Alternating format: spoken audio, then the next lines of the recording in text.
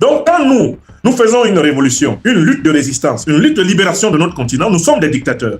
Mais quand De Gaulle fait la même chose en France, c'est Minus de Reporters sans frontières l'appelle le héros, le leader de la résistance, le libérateur de la France, le fondateur de la Ve République. Voilà le niveau épistémologique où se trouve aujourd'hui une majorité de journalistes en France. L'incapacité d'admettre l'historicité de l'Afrique, alors que l'Afrique existait avant la France. Les Africains ont fait de la politique avant la naissance d'une chose qui s'appellerait le Royaume de France, ou plus tard la République française. Ici, dans le Sahel, ont existé des empires politiques immenses, immensément riches, infiniment plus riches tout naturellement que la France, avant même que la France n'existât. Le Sahel politique, économique, géostratégique existait.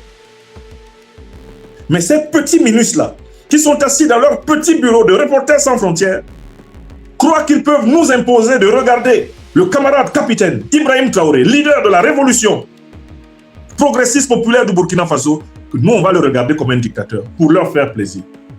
Alors qu'ils ont à la tête de la France un chef de junte, un chef néocolonialiste et terroriste, Emmanuel Macron.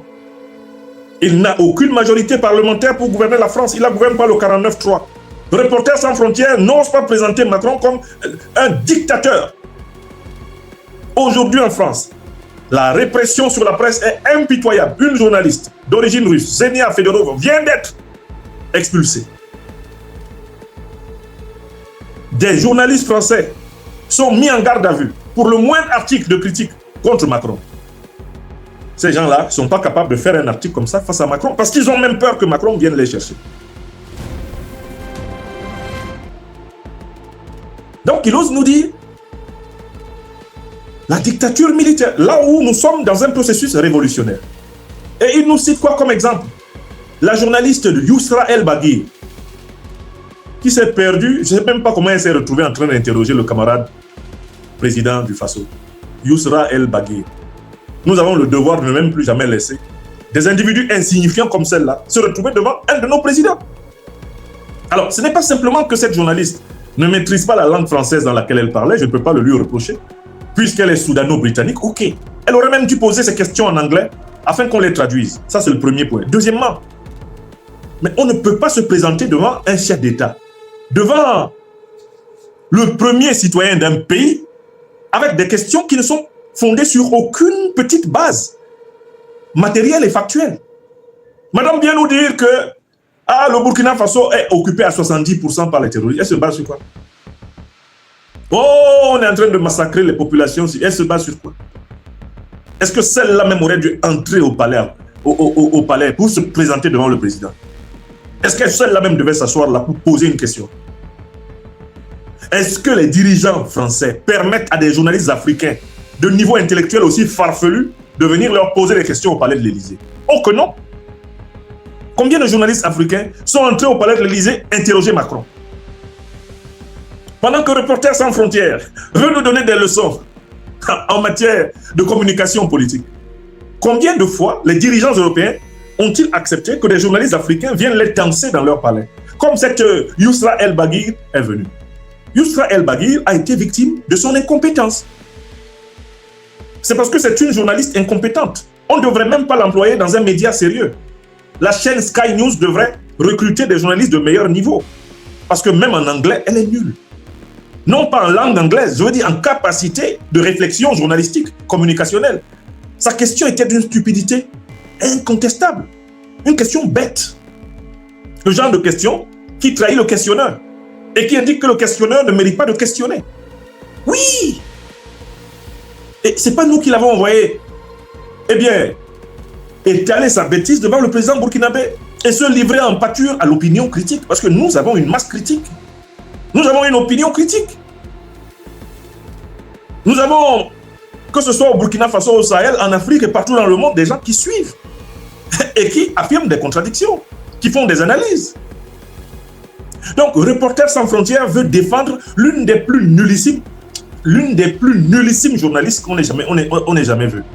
Uniquement parce qu'on croit pouvoir utiliser, le fait que c'est une femme. Parce que, évidemment, dans des sociétés qui sont encore dominées par parfois des pratiques patriarcales, le machisme, etc., la manière de traiter une femme qui plus est une femme qui est femme de médias, influence l'image de celui qui est en interaction avec elle. On a voulu utiliser cela. C'est presque comme si on voulait dire que c'était une femme qui avait été battue, alors qu'elle n'a pas du tout été brutalisée.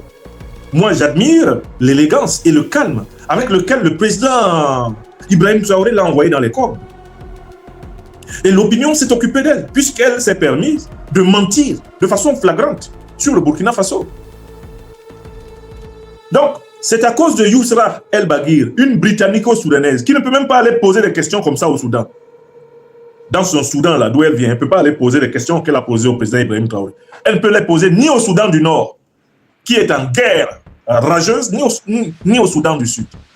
C'est à cause de celle-là que le Reporters sans frontières fait donc un montage pour essayer de présenter le Burkina Faso, comme une dictature, présenter la communication politique du Burkina Faso comme étant une aberration, et essayer de rehausser la communication politique tout naturellement du néocolonialisme français. Ça donne quoi? Regardons les arguments. C'est un essaim qui pique quiconque ose critiquer le capitaine Ibrahim Traoré, dit IB, le chef de la junte militaire au pouvoir depuis 4 ans au Burkina Faso. Vous méprisez les processus politiques d'un pays où l'écrasante majorité de la population est acquise à ses dirigeants. On vous répond, vous pleurez.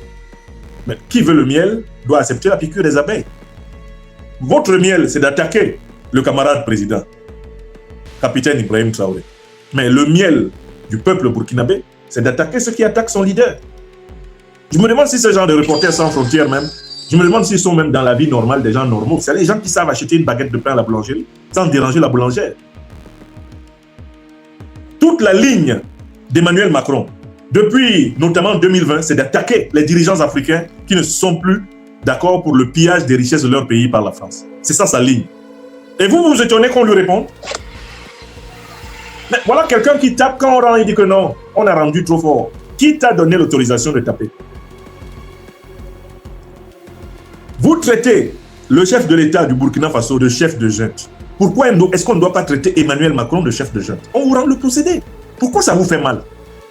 Parfois même on vous retourne vos propres mots. Je dis qu'Emmanuel Macron est le chef de la junte néocolonialiste et terroriste française et je peux le prouver.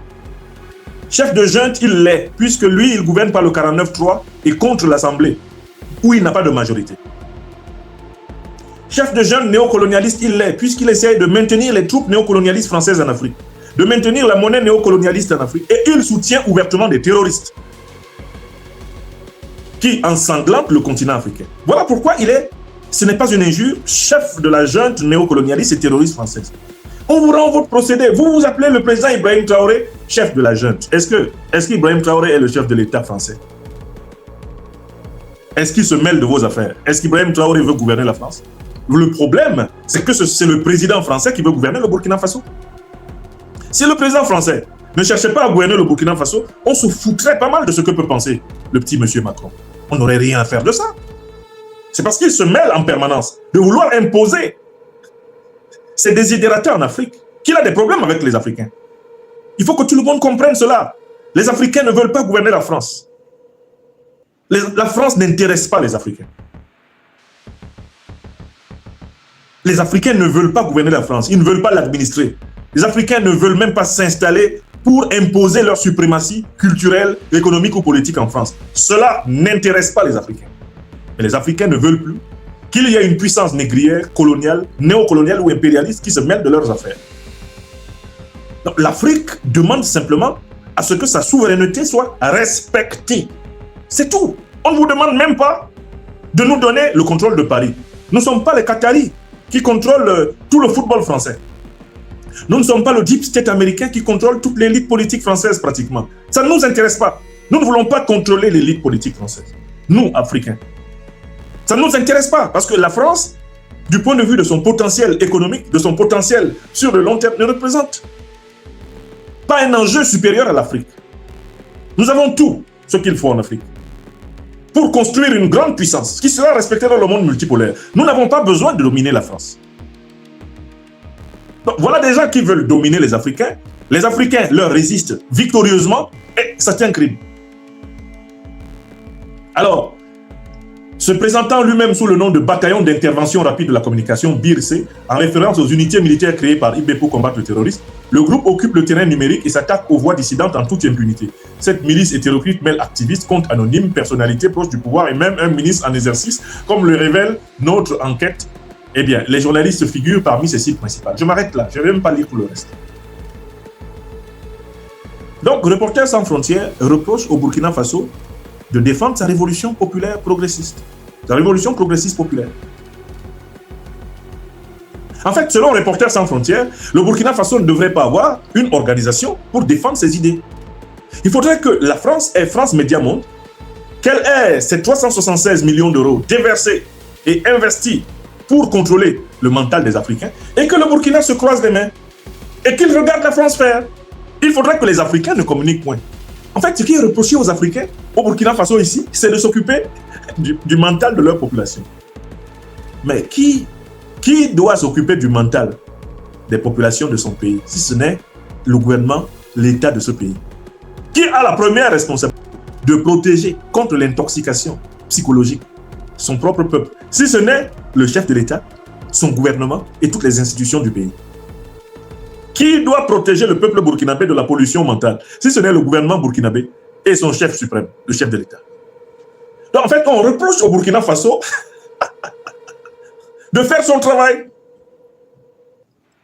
Du coup, en fait, on peut lire à un deuxième degré cet article complètement stupide de Reporters sans frontières. Cet article reconnaît que le Burkina Faso a gagné la guerre de l'information. C'est la France de Macron qui a déclaré la guerre de l'information. Je vous ai donné les circonstances. Emmanuel Macron a même fait une conférence au mois de novembre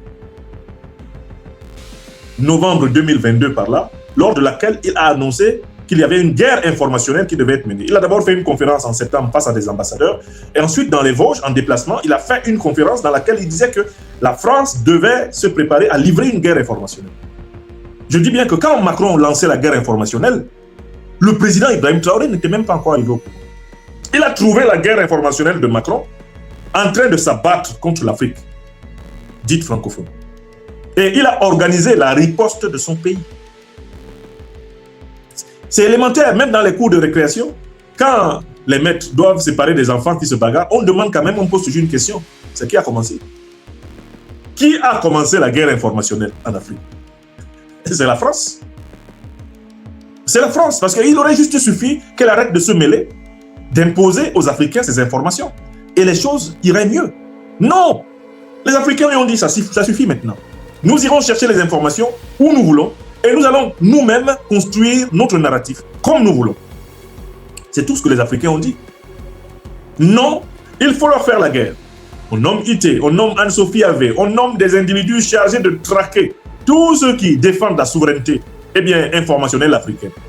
Lorsque l'Afrique, comme le Burkina Faso l'a fait, réagit excellemment en mobilisant la communication d'État, en articulation avec la communication populaire, on envoie des ONG qui se drapent d'une neutralité en réalité imaginaire pour attaquer les résistants, attaquer ceux qui défendent le mental de l'Afrique en légitime défense. Donc, je conclus ce premier point en disant la défaite d'Emmanuel Macron est d'autant plus flagrante que maintenant il a besoin de compter sur des ONG pour redorer le blason d'une communication néocolonialiste française qui a perdu la bataille de terrain. Sur le terrain, on a battu Macron. Un exemple tout simple. On a battu Macron parce que moi tout seul là, petit moi là, vous m'écoutez plus que vous n'écoutez Macron. Macron est le chef de l'État français. Il dispose de moyens de communication immenses. Il dispose de possibilités de faire entendre sa voix à travers les réseaux de communication dont je ne dispose pas. Pourtant, vous ne l'écoutez plus. On prend n'importe quel panafricaniste, que ce soit un intellectuel, militant, activiste ou leader politique, africain panafricaniste. Vous prenez individuellement, vous comparez à Macron. En Afrique, on m'écoute moi, Nyamsiwa Cameroun, plus que Macron. On écoute Nathalie Yam plus que Macron. On écoute Kémy Seba plus que Macron. On écoute Egunti Béanzin plus que Macron. On écoute mon frère Mohamed Kounaré. Même quand il sort avec son débardeur, on l'écoute plus que Macron. On écoute les leaders panafricanistes. Les présidents Goïta, Traoré, Tiani, plus que Macron. Vous prenez n'importe quelle voix panafricaniste connue à l'échelon international, vous la confrontez à Macron, vous vous rendez compte qu'on écoute plus cette voix panafricaniste que Macron.